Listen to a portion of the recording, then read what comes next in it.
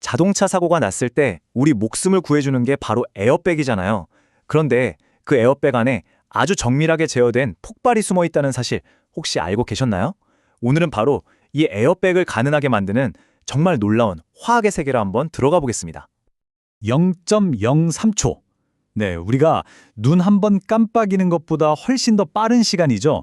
이게 바로 자동차 에어백이 터져서 우리의 생명을 구하는 데 걸리는 시간입니다. 정말 순식간이죠. 자, 그래서 오늘 우리가 풀어볼 가장 핵심적인 질문이 바로 이겁니다.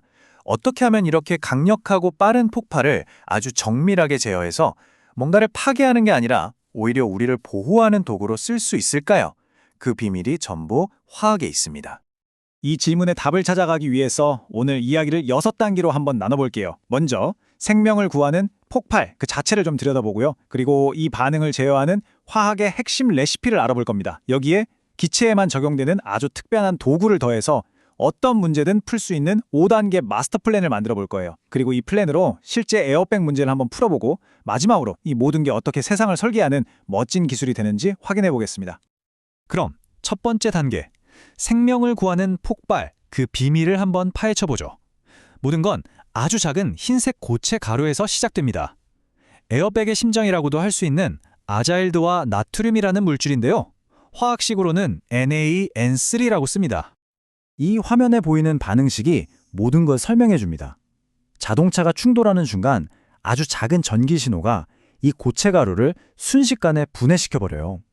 그러면 정말 눈 깜짝할 사이에 엄청난 양의 질소 기체가 뿜어져 나오는 거죠. 여기서 핵심은 바로 이 상태 변화예요. 아주 작은 고체가 어마어마한 부피의 기체로 폭발적으로 팽창하면서 에어백을 순식간에 가득 채우는 겁니다. 자, 그렇다면 이 반응을 어떻게 하면 그렇게 정확하게 제어할 수 있을까요? 여기서 바로 화학의 핵심 레시피, 화학량론이라는 개념이 등장합니다. 이 화학량론의 중심에는 몰이라는 개념이 있는데요. 이 몰은요, 화학 세계의 공용 화폐라고 생각하시면 딱 맞아요. 6.02 곱하기 10의 23승이라는 어마어마한 개수를 나타내는 단위인데 이게 왜 중요하냐면요. 그램, 리터, 압력처럼 서로 다른 단위들을 하나로 연결해주는 다리 역할을 하거든요. 그래서 오늘 설명에서 딱 하나만 기억하셔야 한다면 바로 이겁니다. 방정식의 균형을 맞추고 모든 건 몰로 틀어라. 네, 어떤 문제든 상관없어요. 일단 반응식의 균형부터 맞추고요. 주어진 값들을 전부 이 몰이라는 공용화폐로 바꿔주기만 하면 신기하게도 문제가 술술 풀리기 시작합니다. 딱 이 두 가지, 이것만 기억해 주세요. 자, 이제 우리의 도구 상자에 새로운 장비를 하나 추가해 보겠습니다. 에어백은 결국 기체로 채워지는 거잖아요. 그래서 기체에만 적용되는 특별한 규칙이 필요합니다. 이름하여 이상기체 도구 상자입니다. 바로 그 유명한 이상기체 방정식 PV = nRT입니다. 이 공식 하나만 있으면요.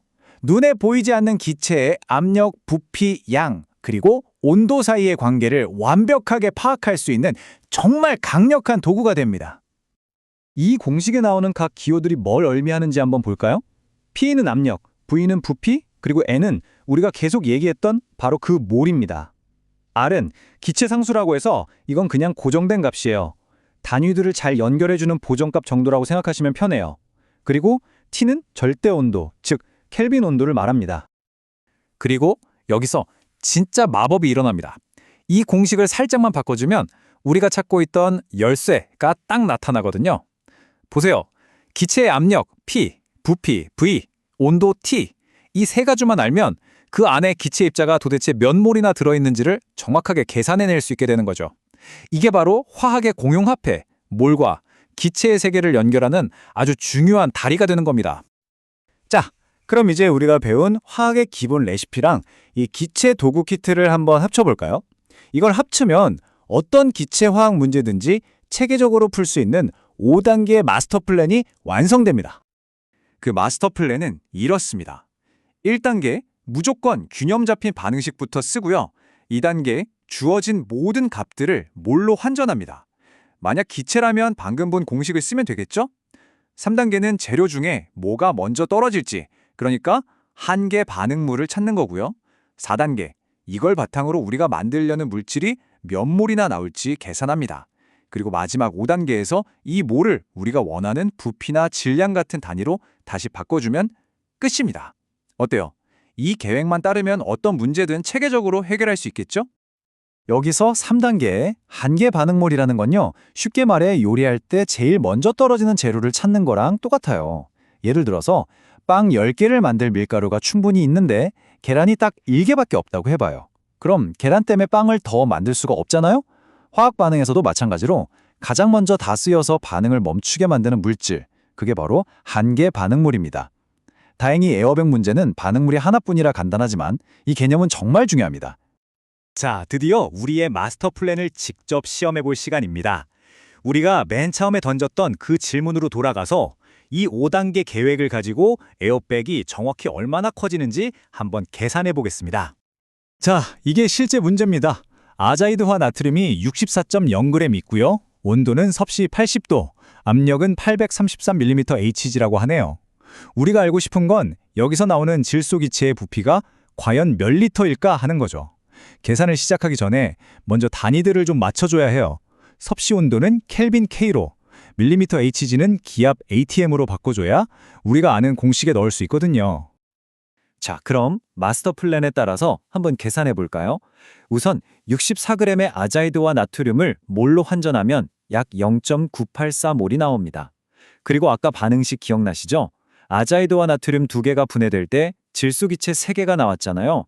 이 2대3 비율에 따라서 계산하면 최종적으로 만들어지는 질소기체의 양은 바로 1.48몰이 되는 겁니다.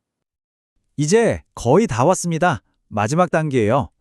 우리가 구하고 싶은 건 부피 V니까 이상기체 방정식을 이렇게 정리해봤습니다. 이제 여기에다가 우리가 지금까지 알아낸 조각들을 하나씩 맞춰 넣기만 하면 돼요.